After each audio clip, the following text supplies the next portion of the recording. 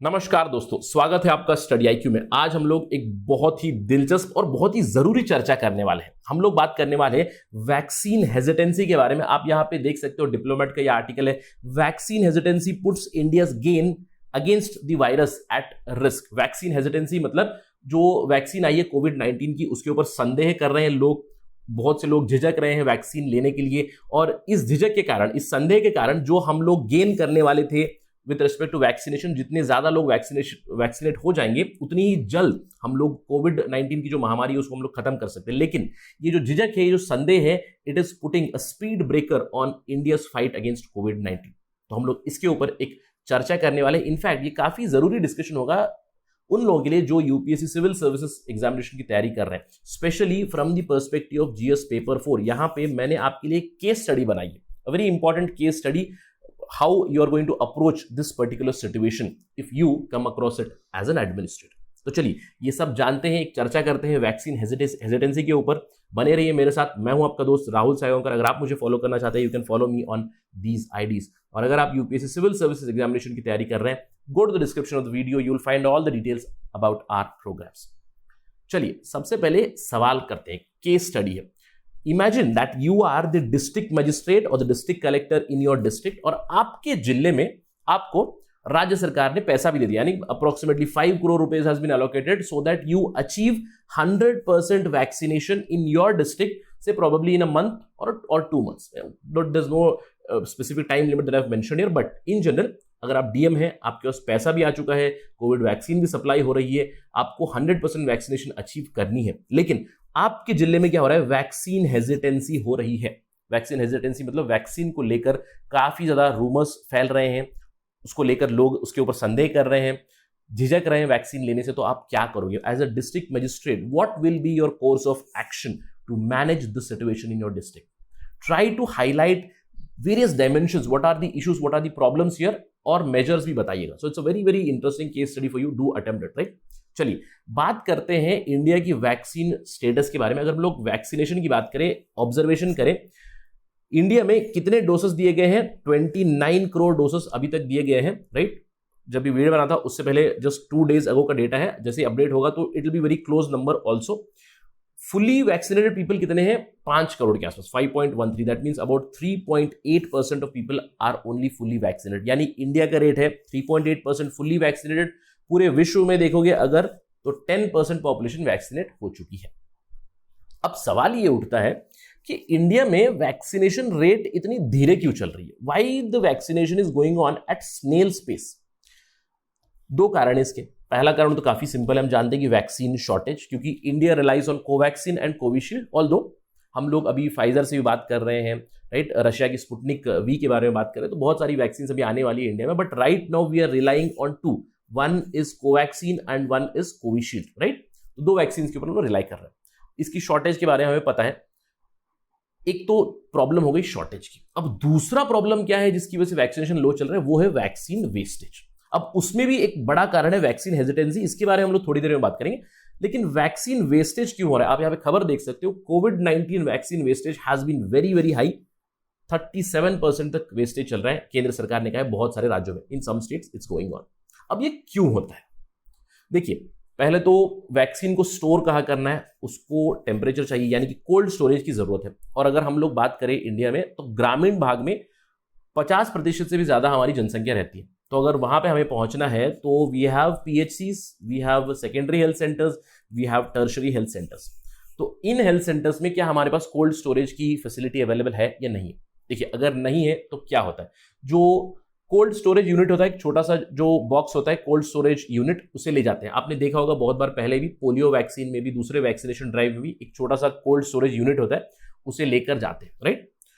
अब सवाल ये उठता है, जैसे ही उसमें से वैक्सीन ओपन की गई तो उसके बाद कितनी देर तक वो वैक्सीन यूज की जा सकती है? देखिए यहाँ पे कोविड-19 की जो वैक्सीन है 4 to 6 आवर्स तक it has to be used, and if it is not used then it is wastage itself. अब ये वेस्टेज क्यों हो रही है? शुरुआती दौर में हम लोग बात कर सकते हैं कि कोविड हेजिटेंसी बहुत ज्यादा थी, इनफैक्ट अभी भी काफी ज्यादा है। लोग झिझक रहे हैं वैक्सीन लेने से।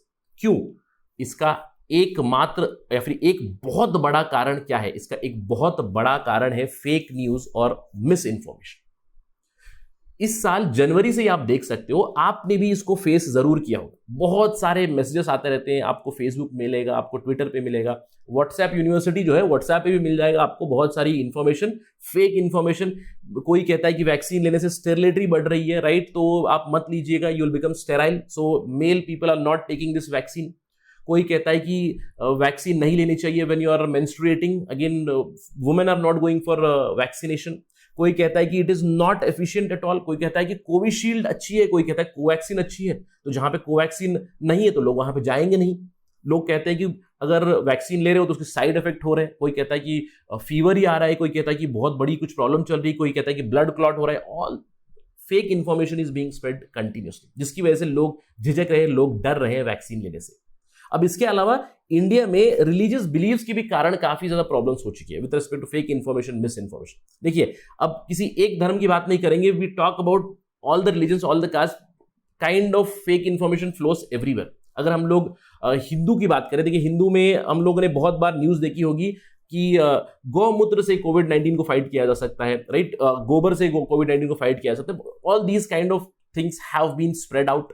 इसके अलावा अगर हम लोग मुस्लिम कम्युनिटी के बारे में बात करेंगे तो again Muslim community and the issue of sterility has been very prominent there, right, कि उन्हें लगता है कि वैक्सीन लेने से स्टेरिलिटी बढ़ रही है। काफी ज्यादा fake information messages are being spread. इसके अलावा किसी भी धर्म की आप बात कीजिएगा, एक कॉमन धारणा है, क्या है कि किसी दिन कयामत का दिन आएगा, the world is going to end someday, and the belief system is that कि खुदा ने अगर हमने धरती पे लाया है तो खुदा अगर ले भी जाएगा तो कोई दिक्कत नहीं, राइट। एवरीबडी बिलीव्स दैट कि किसी ना किसी को, सभी को एक दिन जाना ही है। ये बिलीफ सिस्टम भी है। तो डिफरेंट लॉजिक देकर, कुछ नए आइडियाज देकर fake information is spread continuously, right. अब अगर हम लोग देखें वैक्सीन कॉन्फिडेंस प्रोजेक्ट की, I would request you to go to this particular website, आपको काफी अच्छी इंफॉर्मेशन मिलेगी। वैक्सीन कॉन्फिडेंस प्रोजेक्ट है, उन्होंने ऑब्जर्व किया है कि इंडिया में जनवरी से लेकर मार्च तक, मिड जनवरी में हमारी वैक्सीनेशन ड्राइव शुरू हुई थी, पहले फ्रंटलाइन वर्कर्स को, फिर बाद में it has been extended universally now. जनवरी, फरवरी, मार्च में 3 महीनों में 240 million messages were sent. Majority of them were motivated with a clear intention to misguide or mislead the general public with respect to vaccination. आप कई खबरें देख सकते हो। Misinformation blamed for slow start of India's vaccination drive. Fake news on social media leads to vaccine hesitancy in parts of Kolkata. Misinformation surges amid COVID-19 calamity. बहुत सारी खबरें हैं, आप बात कीजिए, not just Kolkata, you talk about Mumbai, you talk about Kerala, you talk about Karnataka, everywhere fake information is being spread. This has become a big menace, and a big reason for this is the social media. अब social media पे regulation की problem की बात आ रही है, तो इसीलिए let us end the discussion with a question, how to regulate social media. अब ये सवाल है, even government is flummoxed with this particular question.